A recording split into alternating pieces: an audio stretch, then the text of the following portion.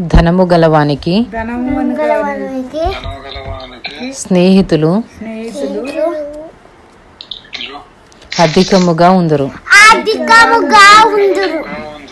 దరిద్రుడు తన స్నేహితులను పోగొట్టుకొనును.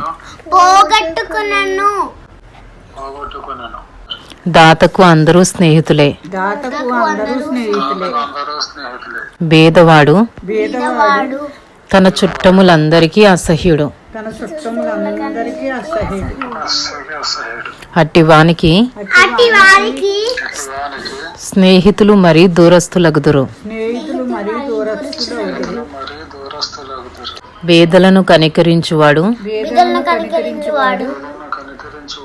యెహోవాకు అప్పిచ్చువాడు.